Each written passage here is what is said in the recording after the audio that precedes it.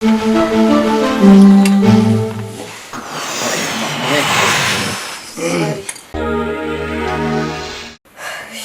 একা একা বাড়িতে বসে একদম ভালো লাগে না। কি করুন, বাচ্চা কাচ্চা নাই, স্বামী অফিসের কাজে অফিসে পড়ে থাকে বাইরে। এই সকালবেলা যায় আর এই কানাড়াতে আসে, মাঝে মাঝে তো রাতের বেলা বাসাও আসে না, তার খালি অফিস আর অফিস। আর আমরা এইদিকে একা বসে বসে সময় কাটে না, ভালো লাগে না। ফোন টিপি, খাওয়া দাওয়া করি, ঘুমা থাকি, আর কি আর কি কাজ। হ্যাঁ, এমন সময় গেট খটখট করতেছে, কে কে আসলো দেখি তো। ও ভাইগনা, তুমি? সরি, গেটটা পুরো খোলা দেখলাম। হ্যাঁ খোলা আছে, মেইন গেট, হয়তো দরজাটা লাগাইতে মনে নেই। যাই হোক, পথে কোনো অসুবিধা হয়নি তো? না মামি, পুরাই ঠিক আছে, সমস্যা নেই। আচ্ছা, ভেতরে আসো। ঠিক আছে, চলো। আসো, বসো দিকে।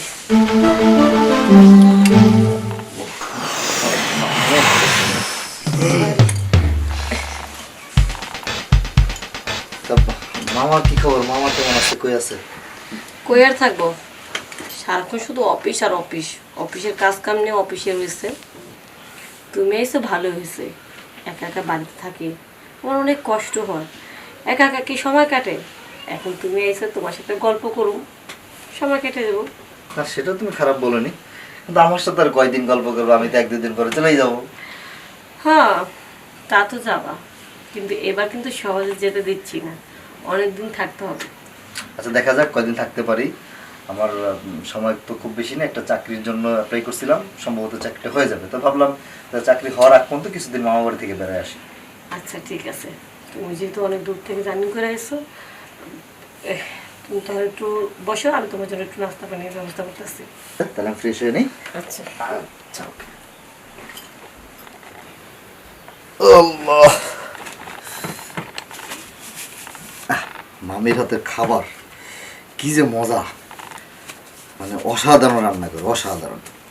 এর আগে একবার আসছিলাম, তখনও সেই সুন্দর রান্না করছিল, তবে এবার মনে হলো আরো বেশি।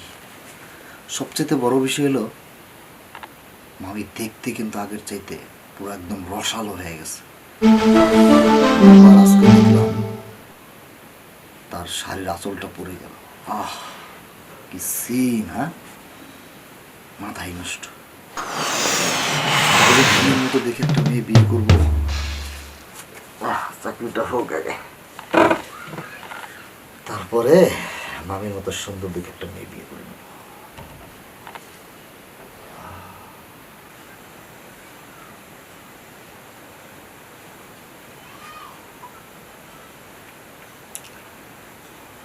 হ্যালো, কি ব্যাপার, অনেক রাত হয়ে গেল, আসতেছো না কেন? প্রবলেম আছে, ওখানে জরুরি মিটিং আছে। দেখো, এত কাজ করে কি হইব কও? আসবে না?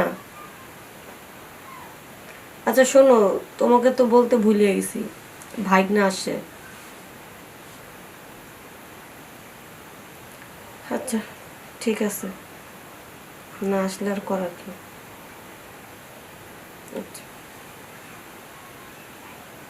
আজকেও আসবে না, থাক, একা একা শুয়ে পড়ে আর কি করি।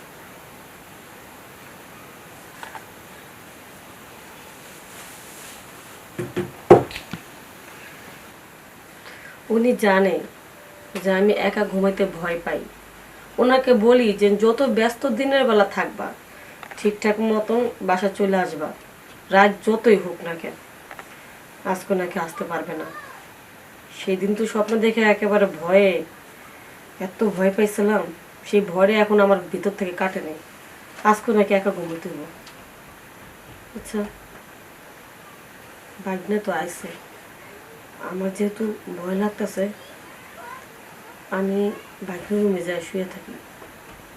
না না, বাইকনের রুমে শুলে কেমন দেখা যায়? কি করি এখন? না বাইকনাকে আমার রুমে নিয়ে আসবো। বাইকনাকে ডাক দিই, ডাক দিয়ে বুঝে আমার রুমে রেখে দিই, যেহেতু আমার ভয় করতেছে। আর যেহেতু আজকে বাইকনা আছে, আজকে একসাথে ঘুমালে তো হয়, ভয় পাওয়ার কোনো দরকার আছে? যেদিন ভাগনা না থাকে, আমার স্বামীও না থাকে, সেদিন হয়তো ভয় পেয়ে কষ্ট করে ঘুমা থাকি। আজকে যেহেতু ভাগনা আছে, আজকে আর কষ্ট করে ঘুমাবো কেন? এই সুজন,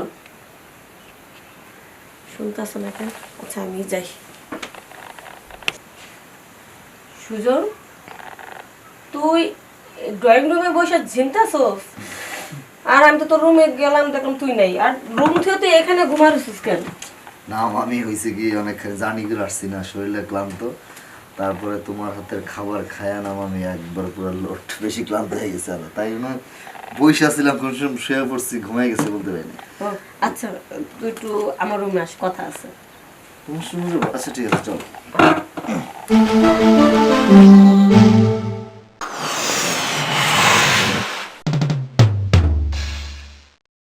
বলো কি বলবো বলো। দেখো সুজন, তোমার মামা তো অফিসে আছে, জরুরি একটা মিটিং আছে, সে আজকে রাত্রে আসতে পারবে না। কি বলো, আজ রাতে আসবেই না? না। কাজ হইলো। আর আমি না একা ঘুমাইতে সবসময় ভয় পাই। যখন তোমার মামা না থাকে, ভয় পাইলে একা একা ঘুমা থাকি। আর কি বলবো, আজকে যেহেতু তুমি আসো, তা আমি চেতাছি যে তুমি যদি আমার সাথে একটু ঘুমাইতা, তাহলে আর ভয় পেতাম না, আমার একটু সুবিধা হতো। মাঝে মাঝে না ঘুমের মধ্যে এমন স্বপ্ন দেখি না, তখন তো আরো ভয় পেয়ে যাই। মেঘ না চাইতে বৃষ্টি, এমন একটা রাতই তো আমি খুঁজতেছিলাম। এই সুযোগেই ঠাকুর ডুবাইতে হবে, কিচ্ছু করার নাই। হ্যাঁ মামি, তুমি ভয় পাইতেছো কেন? আমি যেহেতু আছি, তোমার কোনো ভয় নাই। তুমি চিন্তা করো না। তুমি কোন সাইডে শোবে? শুয়ে পড়ো, আমি তোমার পাশে শুয়ে থাকি, সমস্যা এই যে এখানে, তুমি এখানে শুয়ে পড়ো। তুমি শোবো? হ্যাঁ। আচ্ছা ঠিক আছে, আসো তাহলে। তোমার কোনো অসুবিধা হবে না তো? না না। শো তাই।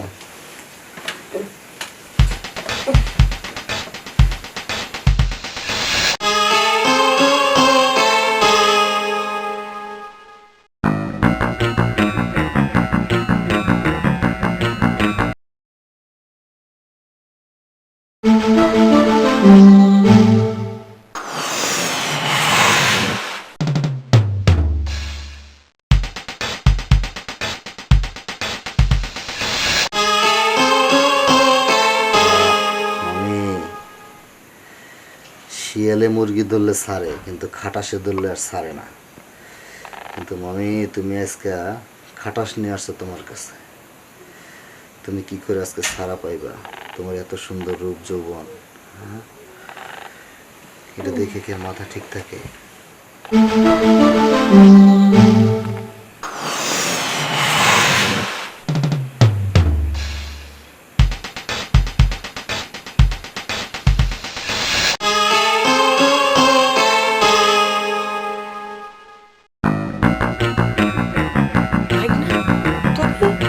এসব কি করতেছো? আর মামি চুপ থাকো, ছাড়ার জন্য কি আর তোমার ধরছি? তুমি বুঝতেছো না? সি সি সি সি সি সি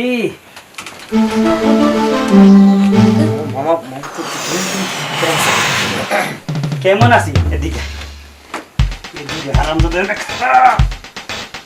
আমি আর কারই বিশ্বাস করব? জগতে আর বিশ্বাস করার মতো কোনো মানুষ নেই। হারামজাদা, এই আপন বাইক নিয়ে আর মামির সাথে এরকম। সি সি সি সি সি এই তুমি কি, তুমি বাইকনের সাথে এই কাজটা কেমনে করতে গেছো? দেখো, আমি এটা করতে চাইনি, আর তুমি আসবে না জেনে আমি ভয় পাই দেখা বাইকনার আমার পাশে শুয়েছিলাম, কিন্তু শেষ পর্যন্ত বাইকনা যে জোর করে আমার সাথে। এই লম্পট, তোর মামি ভয় পাইটা আমি জানি। আমি একবার না করছি যে আসবো না, আর মনে পড়ছে যে তোর বা আমি ভয় পাই, সেই জন্য আমি আবার চলে আসি। কিন্তু আয়সা যা দেখলাম, তুই এতই খারাপ। তোরে আমি, মামা আমার ভুল হয়ে গেছে মামা। তোর ভুলে গেছে? হ্যাঁ রামজাদা, ভুল এটা, এটা ভুল কয়। এটা তুই অন্যায় করছস, পাপ করছস। তুই বেটা, বেটা, পয়সা করতে পয়সা আরামজাদা বাসার মাঝে মামা আমি এই রাইতে 2টা 3টা বাজে আমি কেমনে যাবো এত রাইতে? ও রাত 3টার সময় কই যাবি ওইটা আমি চিন্তা করুম তার পাশার মাঝে লাত্তি দিয়ে বাইরে ফেলে দিব তাড়াতাড়ি যা তাড়াতাড়ি যা তোর মুখ যেন আমার জীবনে চোখে না দিই আমার চোখের সামনে আসবি না তোর মতো বাইক নেওয়ার দরকার নাই কুল আঙ্গার কুল থাকার যা বাইরে।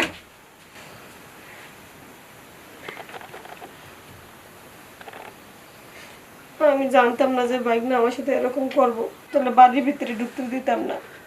হ তোমার কোনো দোষ নাই, তুমি তো ভয় পাও আমি জানি, ওইটা মনে পড়ে তো আমি আইলাম। তুমি তো জানো আমি ভয় পাই, তো জানার পরে তুমি কিভাবে বললা যে আমি আসবো না? তুমি আসবো না বলছো দেখিয়ে তো আমি বাইক নিয়ে আমার পাশে শুয়েছি, নাহলে কি শুয়েতাম? এই জন্য তো এই ঘটনাটা ঘটলো, নাহলে কি ঘটতো? আরে বুঝছি তো, আমি তো বলছি তারপরে মনে পড়া পড়া আইছি, কিন্তু বাইক নিয়ে যে সুযোগ পাই তোমার লাগে এই কাজটা করবো এটা কখনো কল্পনা করতে পারিনি। কুলাঙ্গার কুলাঙ্গার একটা।